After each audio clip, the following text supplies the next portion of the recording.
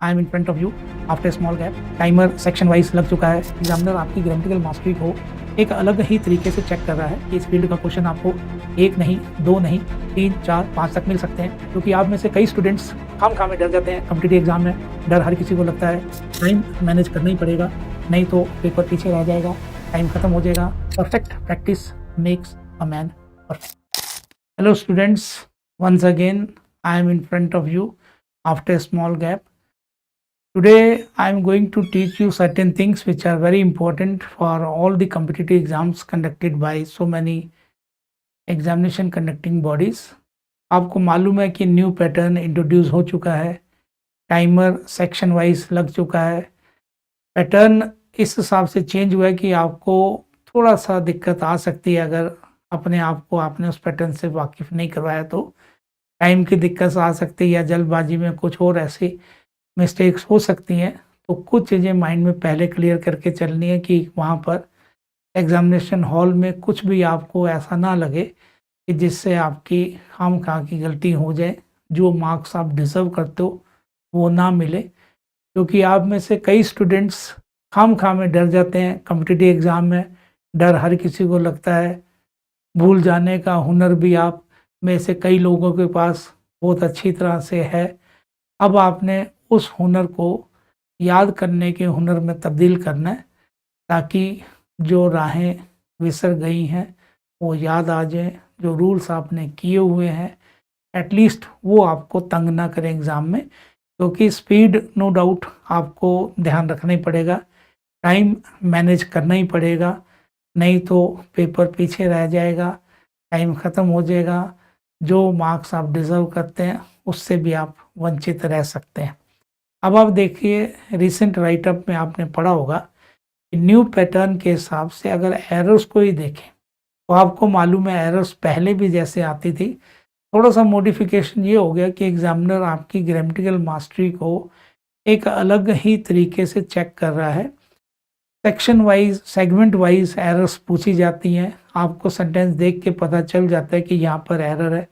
Exam में आपको rule याद आए ना आए, आइडिया लग जाता है 100% कि इस पर्टिकुलर पार्ट में ए, बी या सी पार्ट में एरर है। No doubt in 1 or 2 sentences you will find that there is no grammatical error in that particular sentence because all the rules are in line with the grammar of English language.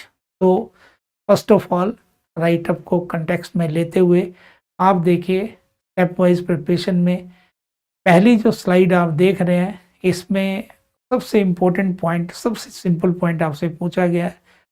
Simple इसलिए simple है कुछ बच्चों के लिए आज की date में क्योंकि ये पॉइंट आपको आता है, लेकिन इसके कई ऐसे एस्पेक्ट्स हैं, कई ऐसे पहलू हैं जो अनटच्ड हैं। आज पहले सेंटेंस में एक तो ये देख लेंगे कि इस फील्ड का क्वेश्चन आपको एक नहीं, दो नहीं, 3, 4, 5 तक मिल सकते हैं। एक तो ये है कि एरर वाले सेंटेंस में आपको मिलेगा ही मिलेगा। फिर इम्प्रूवमेंट, नो इम्प्रूवमेंट को आप माइंड में रखेंगे ही रखेंगे ताकि पेपर में दिक्कत ना हो।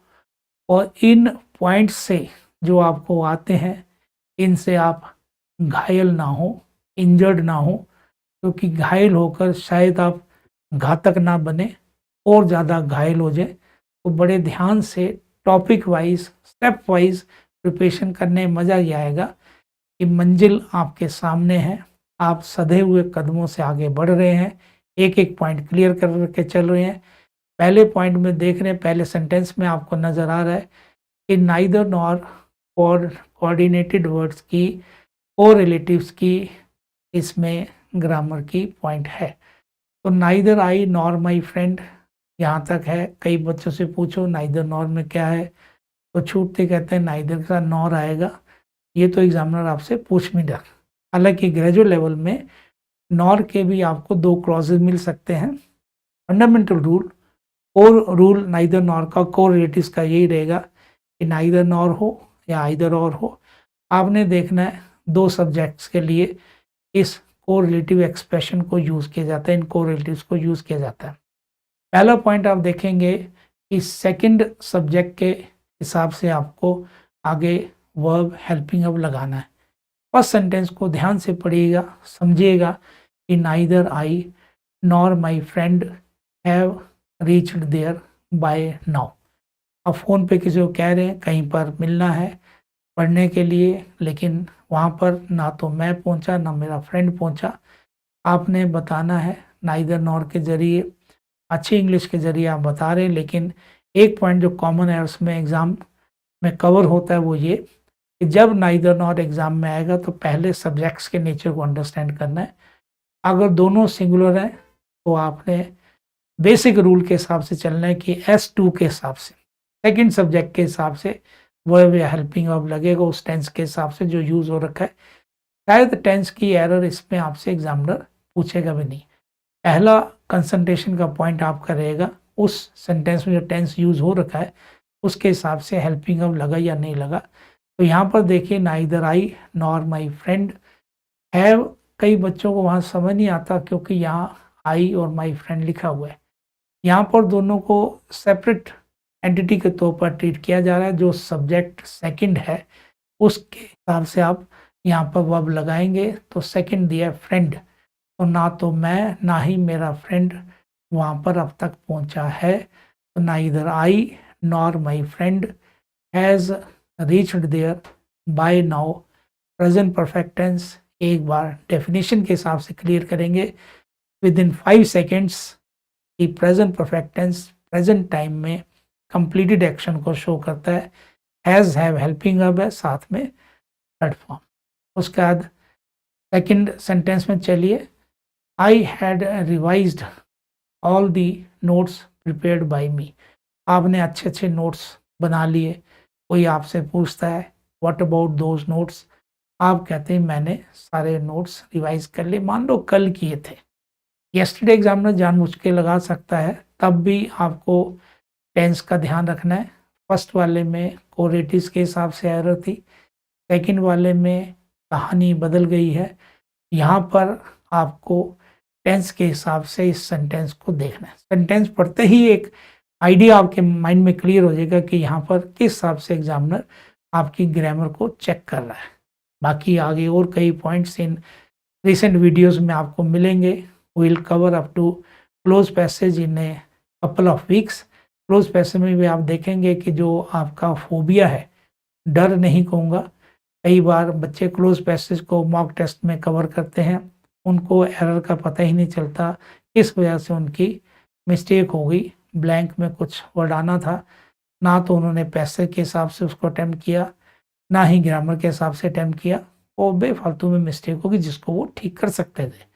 तो अब आप देखिए सेकंड सेंटेंस आपको हेल्प कर रहा है इसमें कि मैंने नोट्स अपने सारे प्रिपेयर कर लिए हैं।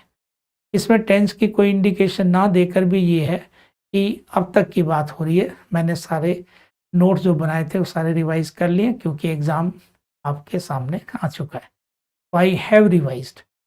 Past perfect had plus third form, पहली चीज़ एक एक्शन के लिए आना ही नहीं है। इस सेंटेंस को एग्जाम में बैठे देखते हैं, थोड़ा सा भी अगर डाउट होता है तो आपको मालूम है part A contains the error. अब उस पर थोड़ा सा स्ट्रॉन्ग ग्रिप लेने के लिए आप देखेंगे कि अब तक की बात हो रही है, एग्जामिनर ने यहाँ और ज़्यादा हेल्प नहीं करी, लेकिन यहाँ पास्ट और फ्यूचर ना बता के बताया कि this sentence belongs to present time and the tense strictly is present perfect. I have revised all the notes prepared by me. तो जो मैंने नोट्स बनाए हैं वो सारे मैंने रिवाइज कर लिए हैं इस एग्ज़ाम के लिए। उसका देखिए, he prepared all his notes prior to the examination, notification appeared in the newspapers. Newspaper में आगे जी नोटिफिकेशन कि आपका एग्ज़ाम है, लेकिन उससे पहले आप जैसे सिंसियर बच्चों ने नोट्स बना लिए हैं उसको बाद में प्रिपेयर भी करना है। कुछ नोट्स के ऊपर आपको थोड़ा सा technical revision time and again ज़रूरी होता है। तो he prepared all his notes, past की बात हो रही है। नोट्स वो पहले बना चुका था क्योंकि आजकल एग्ज़ाम में ज़्यादा टाइम देते नहीं है, 1 और 2 मंथ्स टोटली इनसफिशेंट है। नोट्स और तैयारी आपकी पहले से होनी चाहिए। सीक्वेंस ऑफ टेंस के हिसाब से इसको कवर करिएगा।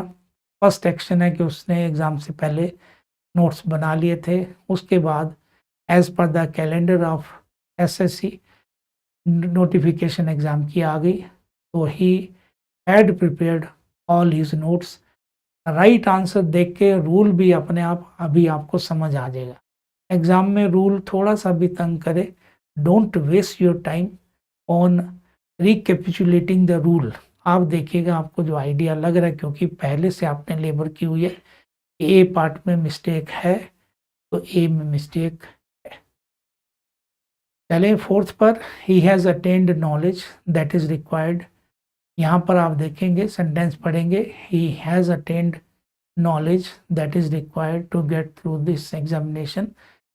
अपने आप ही थोड़ा सा रुकेंगे आप पार्ट ए में।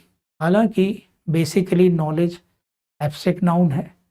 एब्स्ट्रैक्ट मटेरियल और प्रॉपर नाउन से पहले आप कोई भी आर्टिकल या कोई भी डिटर्मिनर नहीं लगाते हैं, लेकिन जब आप इसको पर्टिकुलराइज कर रहे हैं कि जो इस एग्ज़ाम को पास करने के लिए नॉलेज थी वो उसने अटेन कर ली है। टेक्निकल ग्रामेटिकल बेसिक रूल सारे रिवाइज कर लिए हैं, टेंसेस पे मास्टरी हो चुकी है, काफ़ी कुछ पढ़ा हुआ है, क्योंकि उसने मनोहर सर की क्लास को अच्छे तरीके से अटेंड कर लिया है, चीज़ों को रिवाइज कर लिया है। जो काम मुश्किल औरों के लिए उसके लिए आसान है, तो बड़े ध्यान से चीज़ों को समझ के चल रहे हैं। He has attend the knowledge. Sentences बदल सकते हैं, कई चीज़ें बदल सकती हैं, ग्रामर कोई नहीं बदल सकता। एब्स्ट्रैक्ट नाउन से पहले कभी भी आप कोई डिटर्मिनर लगा रहे हैं, आर्टिकल लगा रहे हैं, डेफिनेट का आर्टिकल लगा रहे हैं, तो ये सोच के लगा रहे हैं क्योंकि वो उसको पर्टिकुलराइज कर रहा है कि जो नॉलेज इस एग्ज़ाम के लिए सफिशिएंट थी वो उसने गेन कर ली। तो he has attend the knowledge. Coincidentally इसमें भी ए पार्ट में एरर है। उसके बाद देखिए, आपने बचपन में छोटा सा रूल पढ़ा होगा, एक नाउन की हेल्प से अगर आप पूरी कैटेगरी की बात करते हैं तो आपको डेफिनेट आर्टिकल लगाना पड़ता है। द के जो टोटल रूल्स हैं 19, कई आपके माइंड में बार बार घूमते रहते हैं, एग्जाम में वही चीज़ें आती रहती हैं। सेंटेंसेस जरूर बदलेंगे, बदलने दीजिए, कोई बात नहीं। रूल आपको मालूम है तो आपको कई जगह जस्ट 1 और 2 सेकेंड्स एक्स्ट्रा लगाने हैं कूल माइंडेडली, ताकि आपकी मिस्टेक ना हो। तो रिच एडजेक्टिव है, अगर आपने द लगा दिया, पहली चीज़ ये पूरी कैटेगरी को शो कर रहा है, तो ये पार्ट में the rich do not no. दूसरा ये प्लूरल ट्रीटमेंट रहेगी, नहीं तो पहले जो एक रूल है नाउन से पहले डेफिनेट आर्टिकल लगाते हैं पूरी कैटेगरी के लिए, उसको सिंगुलर ट्रीटमेंट देते हैं। जैसे the rose is a beautiful flower, wherever it is planted it is a beautiful flower from everybody's angle, the rose is a beautiful flower. यहाँ पर हो रहा है the rich do not know the sufferings of the life of the poor. तो वहाँ भी definite कर रहे हैं, समझाने के लिए ए और बी दोनों पार्ट्स में डेफिनेट आर्टिकल डायरली नीडेड है, आपको लगाना पड़ेगा। The rich do not know the sufferings of the life of the poor. One sentence, SSC ने पहले भी कई एग्जाम्स में ऐसे क्वेश्चन पूछे हैं कि एक सेंटेंस में 3-3, 4-4 सिर्फ डेफिनेट आर्टिकल्स हैं। इसमें देखिएगा द लगा हुआ है, इससे पहले जरूरी है द सफरिंग्स, इसमें द लाइफ क्योंकि ऑफ द पुअर की बात कर, पुअर की कैटेगरी भी आप शो कर रहे हैं द लगाकर। जो नेक्स्ट सेंटेंस है ये भी एग्जाम में डिट्टो कई बार आ चुका है। यहाँ आप अगर आप रिदम से इसको पढ़ेंगे लगे कोई मिस्टेक नहीं है, लेकिन प्रॉपर नाउन है Everest, since this is the name of only one peak which is the highest in the world, तो आप प्रॉपर नाउन के बेसिक रूल के हिसाब से एवरेस्ट से पहले दी नहीं लगाएंगे।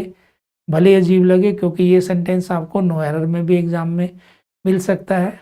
Everest is the highest peak of the world, highest से पहले द है सुपरलेटिव डिग्री के करके, वर्ड से पहले द लगाना है।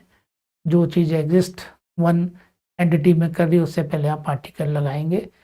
तो इसमें A part contains the error, Everest is the highest peak of the world.